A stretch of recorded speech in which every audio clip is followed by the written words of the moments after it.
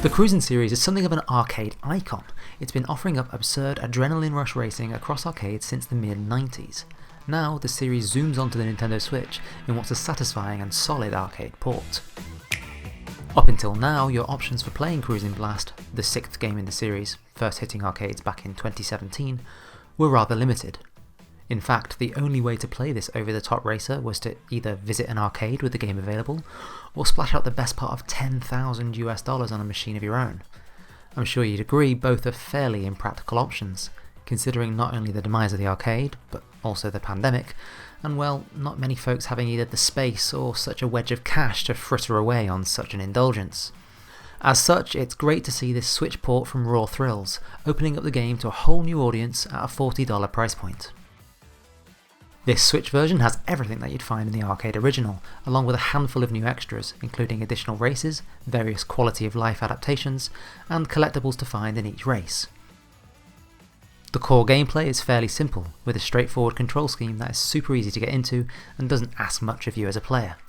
You press A to accelerate, L to use one of your limited boosts, R for drifting, and B is used to brake, something you'll pretty much never do. There are tilt controls on offer too if that's your bag, and I was pleased to see an auto accelerate option a la Mario Kart 8, a nice accessibility option for those that want or need it. The main arcade campaign is made up of 6 cups, or tours if you will, and sees you visit a series of far-flung locales including Rio, Hong Kong, Singapore, London and Hollywood. Each race will typically last a couple of minutes and sees you blast through one of these wacky courses, pulling off ridiculous aerial jumps, hitting crazy speeds, and pulling off a few tricks for good measure. More often than not, you won't have any trouble placing in the top 3. I found when playing in easy or normal, the challenge wasn't so much the appeal, more the sheer thrill of just playing the courses and taking it all in.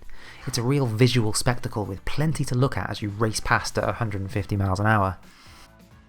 On that point, there is pretty much no realism to the driving experience here. Forget Forza or Dirt, think more Excite Truck or Burnout.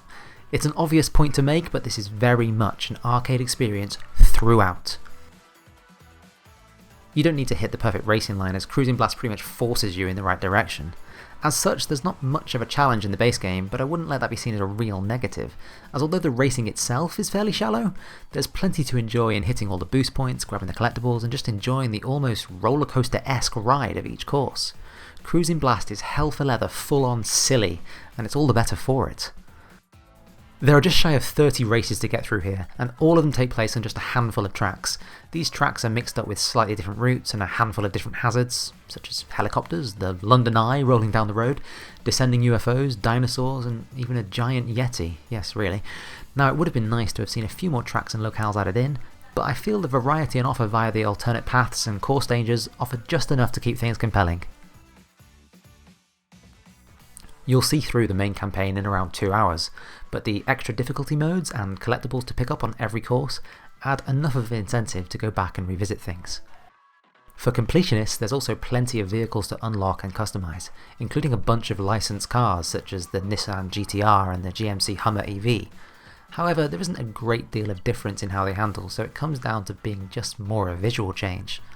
Some of the later vehicle unlocks are really fun, oddball options, which I won't spoil, and you'll no doubt want to try these out on the tarmac at least once. When playing the harder difficulties, it becomes more important to maximise your drifting opportunities and ensure that you hit every boost pad possible. It's fair to say there's a decent challenge here for those seeking it out. Sadly, there's no online play on offer, not even simple leaderboards, which is a shame, but you do get split screen local multiplayer and you can do local play if you know someone else with the game. On the whole, this is a successful port, and one which runs superbly, be that docked or handheld. I'll add that it does have some notable but by no means terrible load times. It looks the part too, evoking a strong, vibrant arcade aesthetic. For all its wacky and rather enjoyable flourish, this is a rather concise game, so it's worth keeping that in mind if you don't want to come away from this one feeling fleeced. However, if this streamlined experience sounds appealing, then there is a lot to like in its overall snappy offering. It's a simple experience at its core, but one that's done well. Cruis'n Blast feels really robust. It knows exactly what it wants to be, leans into it, and ultimately makes it work. It's a successful slice of uncomplicated yet thrilling arcade fun with plenty of spectacle.